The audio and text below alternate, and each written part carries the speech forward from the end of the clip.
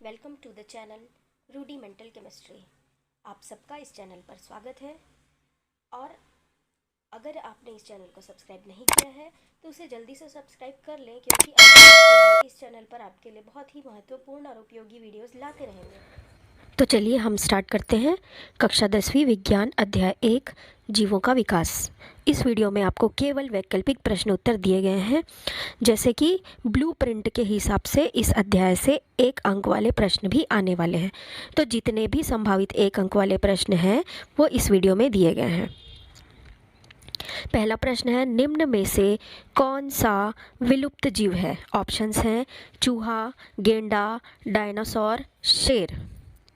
दूसरा प्रश्न है, निम्न में से कौन सा जीव है जो उस समय भी मौजूद था जब पृथ्वी पर डायनासोर पाए जाते थे? ऑप्शंस है चूहा, हाथी, मानव, उपरोक्त में से कोई नहीं।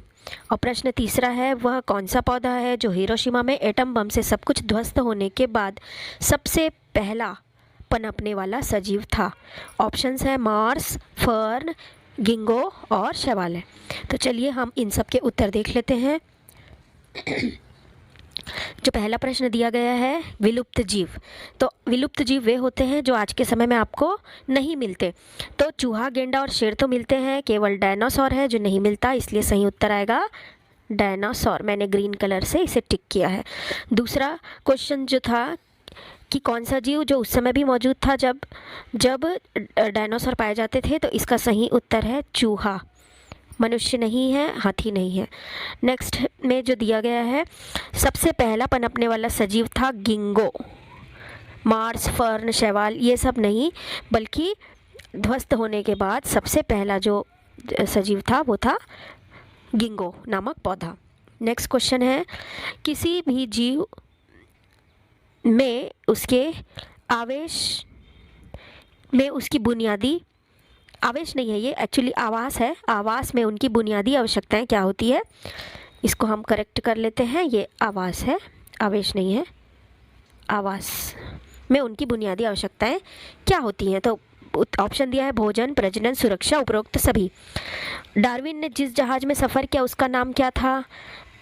HMS Seagull, HMS Beagle, SMA Eagle, MHS beagle.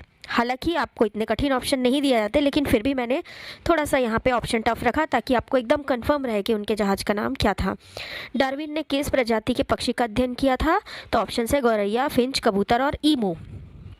हम इन सब के सही उत्तर देख लेते हैं। चौथा प्रश्न में आएगा उपरोक्त सभी।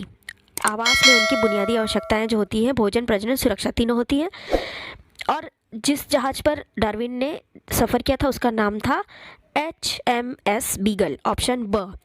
डार्विन ने किस जाति के पक्षी का अध्ययन किया था? तो वो था फिंच। इसके बाद नेक्स्ट क्वेश्चन है, प्रश्न 6, ऐसे अंग जिनके कार्य एक समान परंतु उत्पत्ति समान नहीं है क्या कहलाएंगे? प्रश्न 8वां, मनुष्य और छछूंदर के अग्रपाद किस प्रकार के अंग हैं? और प्रश्न 9, तितली और पक्षियों के पंख हैं। तो चलिए हम इनके भी सही उत्तर देख लेते हैं। ऐसे अंग जिनके कार्य एक समान है, कार्य एक समान परंतु उत्पत्ति अलग अलग है, अर्थात इनकी वृत्ति यानी कि कार्य करने के तरीके एक समान है, तो ये क्या कहलाएगा? समवृत्ति अंग, उत्पत्ति अलग अलग।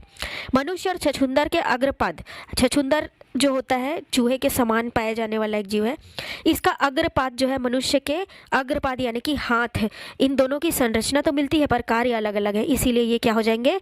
समजात अंग। तितली और पक्षी दोनों के पंख जो उड़ने के काम आते हैं, परंतु संरचना दोनों की भिन्न भिन्न है। तो ऐसे अंग जिनकी रचना भिन्न भिन्न और कार्य एक जैसे, वो फिर से क्या कहलाएंगे? समवृत्ति अंग। नेक्स्ट क्वेश्चन है, हम अपनी इच्छा अनुसार पौधे और जानवर की अलग अलग प्रजाति तैयार कर सकते हैं, विभिन्नता के द्वारा, कृत्रिम चयन के द्वारा, सजातीय लक्षण के द्वारा कि उपार्जित लक्षण के द्वारा? प्रश्न 11, दुनिया के अधिकांश जीवों की उत्पत्ति हुई है कृत्रिम चयन द्वारा, प्राकृतिक चयन द्वारा, विभिन्नता द्वारा, समानता द्वारा। किसी जीव का अपने आवास में ढल जाने की प्रक्रिया खालिस्तान कहलाती है। जीवों का ऐसा समूह जो आपस में लैंगिक प्रजनन कर सकता है खालिस्तान कहलाता है। और फिंच की चोंच में अंतर उनमें पाई जाने वाली खालिस्तान को दर्शाता है। और अंतिम प्रश्न है, कुछ जीव स्ट्रेप्टोमाइसिन युक्त माध्यम में पनपने में समर्थ होते हैं, इसका कारण खालिस्तान है। तो यहाँ पर हम प्रश्न क्रमांक 10 का उत्तर देख लेते हैं। अपनी इच्छानुसार पौधे और जानवर की अलग अलग प्रजाति हम कृत्रिम चयन के द्वारा तैयार कर सकते हैं। नेक्स्ट है, दुनिया के अधिकांश जीव की उत्पत्ति ये प्राकृतिक चयन द्वारा, प्रकृति अपने आप चयन करती है, जो प्रकृति के अनुसार ढल जाते हैं, अनुकूलित हो जाते हैं।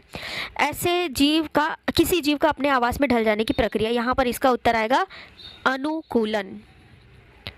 ये क्या कहलाएगा? अनुकूलन।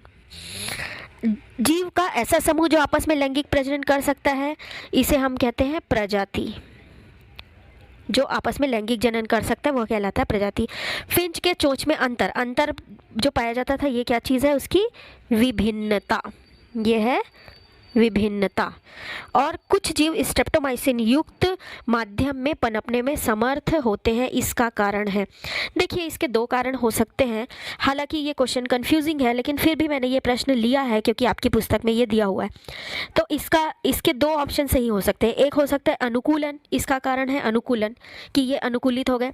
पर अनुकूलन से ज़्यादा सही उत्तर है प्राकृतिक चयन के कारण। देखिए, जब हम स्ट्रेप्टोमाइसिन युक्त माध्यम में रखते हैं जीवाणु को, तो ज़्यादातर जीवाणु मर जाते हैं, लेकिन कुछ जीवाणु लैंगिक जनन करके विभिन्नता उत्पन्न करते हैं और स्ट्रेप्टोमाइसिन युक्त माध्यम में पनप सकते हैं। तो इसका कारण प्राकृतिक चयन एवं विभिन्नता।